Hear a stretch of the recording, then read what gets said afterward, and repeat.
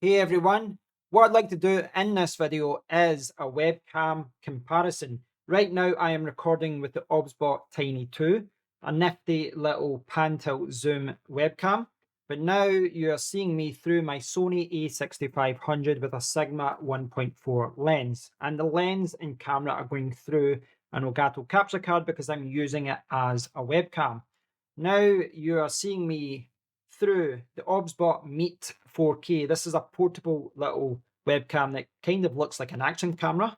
Pretty cool. And finally, we have the Logitech Brio Stream Edition, an old webcam that I still own, but it's about 5 or 6 years old at this point. Now, all of these webcams can record at 4K at 30 frames per second, and they can all do 1080p at 60 frames per second too. And right now, all 4 cameras are sitting on top of my monitor facing me. So you're now seeing all 4 cameras at the same time in split screen.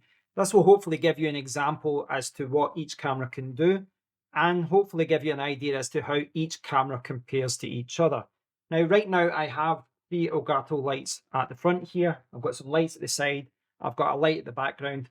It's a little bit dark in that area over there, but for the most part, this room is quite well lit. And that's kind of what you want with a webcam. You don't want to sit in the dark. You want natural light or you want lighting. But I do want to show you how each of these cameras perform in low light, because sometimes that's maybe what you have to work with. And I've just turned off the front lights and you can see right away that, in my opinion, all cameras still perform very well, despite the fact they generally have small lenses. Well, the webcams do anyway. And I think they're doing quite well. Now, there is some natural light bleeding into the room just now, so it's perhaps not the greatest test, but earlier on in the week, I did do multiple tests with this because I wanted to see how each of these cameras performed in a low light situation. And I thought each camera performed quite well. Yeah, not in an ideal lighting situation, but you could still see me, but you guys can be the judge of that. Now, the next little test I want to do is a focus test. Now, the Tiny 2 and my Sony a6500, they kind of work in a similar way, in that if I hold up my dusty iPhone, you'll see that the focus onto the phone, and then I'll bring it back and it'll search and then it'll find me. So if you're a YouTuber or any kind of content creator, that's maybe something you can find useful, because it means that you can hold up something to the camera, it will focus, and then go back down. Now, if I do the same thing with the Meet 4K and the Logitech Brio, you'll see that it doesn't really do that. It's still focused on me in the background. It doesn't really change what's going on with the focus level. Now, with each of the webcams, each of the cameras, you can use manual focus, but that autofocus where you can zoom in on a product, that's something that the Tiny 2 does really well, and my Sony camera as well with the Sigma lens. But with the other cameras, it's more of a kind of action camera, wide field of view, and it kind of stays fixed. And that is something that I can change. Through the webcam software for the Meet 4K, I can change to widescreen, medium, narrow. I have full control over the zoom levels if I want. I think medium in this situation works quite well. And it's the same with the Logitech camera. I can change to a wider field of view, drop it down to 78 degrees, drop it down to 65. But I think, again, the medium setting is probably what I want to use there. The Tiny 2 has those options too. The Tiny 2 actually has a great amount of control over tracking, over zooming, over everything. It doesn't have as wide a field of view. I'm actually at the widest field of view with the Tiny 2, but I can zoom in. And because it is a pan tilt zoom, I can move around. And that's the only camera in this lineup right now that can do that. It's the only camera I've got on screen just now that has pan tilt zoom. And I will say, I found that to be incredibly useful. Even just like now when I'm trying to hide my microphone above, I can move things around so that you can't see the microphone. It's just so useful, just so good that you can just crop the shot the way that you like it. And if you wish, you can disable that. You can set on tracking. For example, if I put on normal tracking, Tiny 2 will just follow me about the room, whereas the other cameras are kind of fixed into position. So that's an area where the Tiny 2 excels. And I'll just put that back down.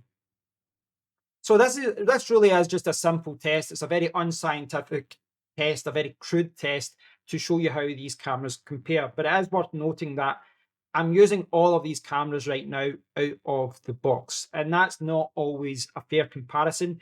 The reason being that the cameras are in different positions. The reason being that the lighting might favor some cameras more than others, as far as where the lighting is positioned, and because you can adjust the brightness of the lights, the temperature of the lights, and because with the images itself, you can actually go in and adjust things. You can adjust things a lot. You can adjust the saturation, the color, the white balance, the exposure. You can go in and tweak the image quality a lot, and that can really be a difference between the video footage being good and the video footage looking bad.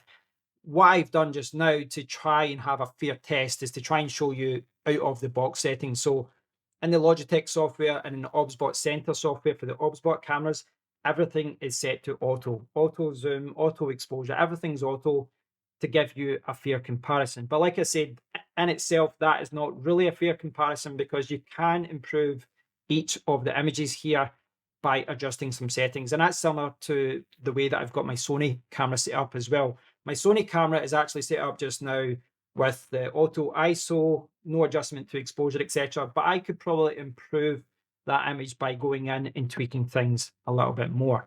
But what you're seeing just now is what you get. This is out of the box settings. This is what you can expect from these cameras. If you just plug in and plug in and start using the webcam, this is what you can expect. All of these cameras, they're all capable of the same resolution, the same frame rates. They're very similar in that respect, but you can see that there is a difference in quality. Now, the point of this video is to let you guys be the judge of that, but for me, I still think the Sony a6500, no surprises, it still performs the best, but I think the Tiny 2 performs very well. It stands shoulder to shoulder with many dedicated cameras, and I think the pan tilt zoom feature it's just so useful. So for me, that is a major plus.